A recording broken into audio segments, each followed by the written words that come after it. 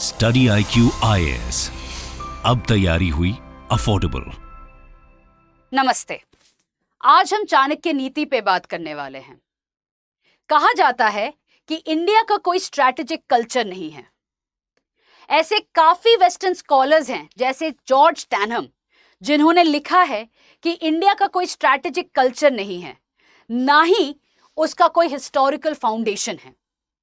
इसके जवाब में former national security adviser Shivshankar Menon ने कहा है कि अर्थशास्त्र ही है जो हिस्टोरिकल फाउंडेशन है इंडिया स्ट्रैटेजिक कल्चर का। यह भी कहा जाता है कि आज के जमाने में अर्थशास्त्र का कोई रेलेवेंस नहीं है।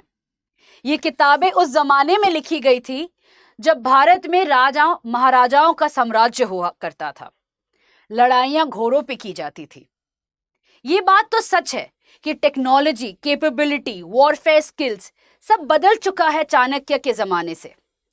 बट दो चीज जो नहीं बदली है वो है मनुष्य का स्वभाव और राजनीति। आज भी देश सेल्फ इंटरेस्ट के परस्यूट पे लड़ाइयां करती रहती हैं। आज भी देश पावर को मैक्सिमाइज करने के लिए अलायंसेस बिल्ड करते रहते हैं। आपको तो पता ही है कि अंतर्राष्ट्रीय राजनीति में अलायंसेस का कितना महत्वपूर्णता है। इंडिया कितने अलायंसेस के पार्ट है, for example quad, SCO, G20 and कई सारे ऐसे अलायंसेस हैं।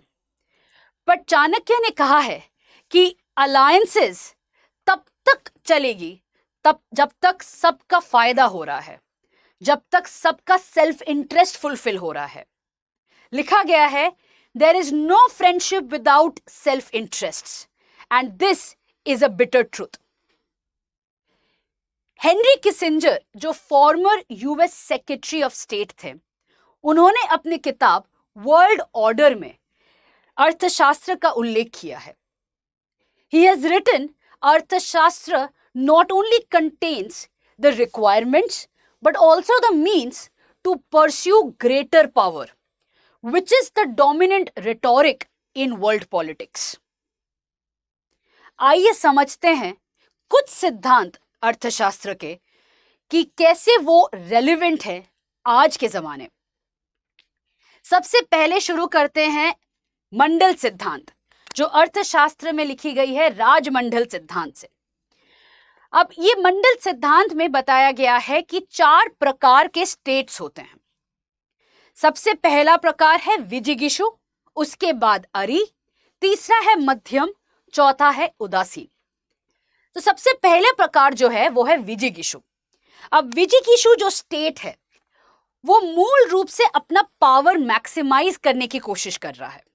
It is a state that has aspirations. It is a state that is trying to be a powerful state like any regional power.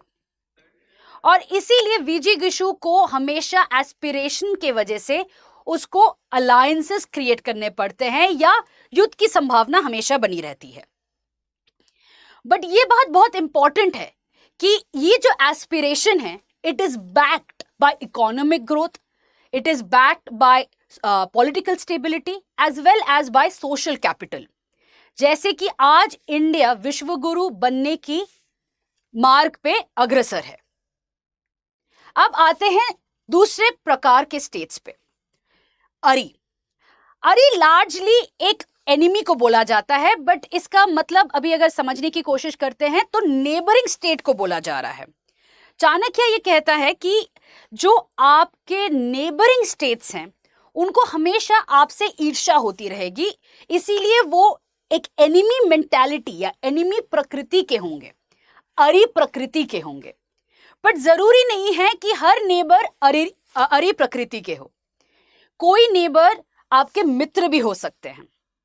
अगर India का example ले लें तो अरि प्रकृति का स्टेट होगा पाकिस्तान और मित्र प्रकृति का स्टेट होगा Bhutan, Bangladesh, Nepal, Sri Lanka and largely most neighbours. तीसरे प्रकृति का उल्लेख किया गया है जिसका है भृतीय प्रकृति। अब इंडिया नहीं मानता है कि कोई भी स्टेट भृतीय प्रकृति का है। अगर हम इसका ट्रांसलेशन करते हैं भृतीय प्रकृति, It basically means subservience or servant like.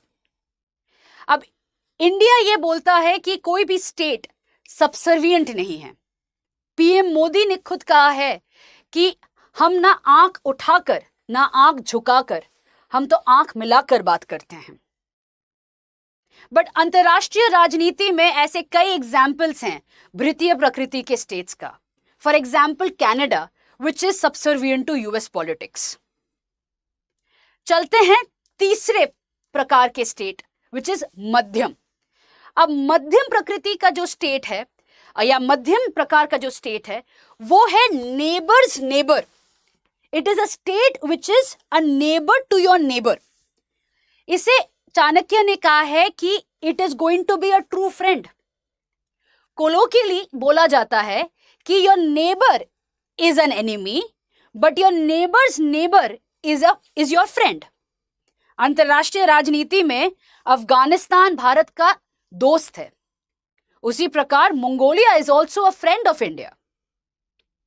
So when you have an enemy state, the neighbours neighbour, enemy state का जो नेबर होगा वो आपका दोस्त होगा.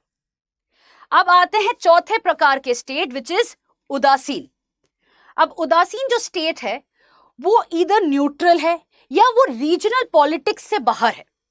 For example European union, ASEAN countries, जो साउथ एशियन पॉलिटिक्स से बाहर है, उसे हम उदासीन प्रकार के स्टेट्स बोलेंगे. ये है मंडल सिद्धांत. अब जो विजिगुशु स्टेट है, क्योंकि वो हमेशा पावर मैक्सिमाइज करता रहेगा, उसको युद्ध का बहुत ज्यादा संभावना रहती है. There is always a high possibility of warfare. और इसी की वजह से युद्ध नीति भी is an important component of Mandala सिद्धांत. If I translate this in English, कहा गया है, जो नीति को ट्रांसलेट करते हैं तो कहा गया है, one can lose a war as easily as one can win. War is inherently unpredictable. War is also expensive. Avoid war. Try upay. Then sadgunya. Understand the opponent and seek to outwit him. When everything fails, resort to military force. मतलब युद्ध होना is a possibility always. But युद्ध को जीतना या हारना is always up to chance, except when you're fighting against Pakistan. But war is always expensive. युद्ध हमेशा expensive होता है, इसीलिए उसे avoid करना ही अच्छी बात है. But avoid कैसे करें? उसके लिए 4 उपाय दी गई हैं अर्थशास्त्र में. आपने तो ये वर्ड सुने ही होंगे, साम दान दंड भेद. अगर हम अंतरराष्ट्रीय राजनीति में समझे तो साम का मतलब है डिप्लोमेसी. डिप्लोमेसी मतलब बातचीत से इशू का सुलझाना. ये काम ज्यादातर डिप्लोमैट्स करते हैं. डिप्लोमैट्स अपने बीच में बात करके कोई भी मेजर इशू होता है उसको सुलझाने की कोशिश करते हैं ताकि युद्ध को अवॉइड किया जाए. इसी से साम is one of the basic component of any countries foreign policy. दूसरा उपाय दान. दान का मतलब है कोई गिफ्ट या कॉम्पेंसेशन देना. जैसे कि इंडिया ने कोविड महामारी के समय वैक्सीन मैत्री इनिशिएटिव से काफी देशों की मदद की है. ऐसे देश जिनके पास इकोनॉमिक एबिलिटी नहीं थी वैक्सीन्स खरीदने की, और इस मदद से इंडिया ने दोस्ती का हाथ बढ़ाया है टुवर्ड्स दीज कंट्रीज.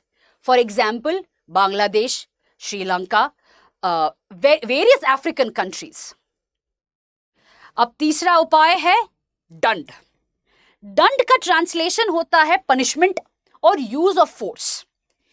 ये याद रखना जरूरी है कि when I say use of force, we are only meaning to use of force for punishment, not for war. ये सारे उपाय वॉर को अवॉइड करने के लिए है. जैसे कि इंडिया ने उरी अटैक्स के बाद सर्जिकल स्ट्राइक्स की थी, जैसे कि पुलवामा के बाद बालाकोट स्ट्राइक्स हुई थी. अटैक हमने टेररिज्म पे किया था, स्टेट स्पॉन्सर्ड टेररिज्म पे किया था. यही दंड है.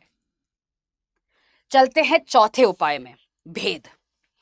भेद का मतलब है कि किसी चीज को कोलैप्स करना या किसी चीज को टर्मोइल में लाना, इंटरनली प्रॉब्लम क्रिएट करना।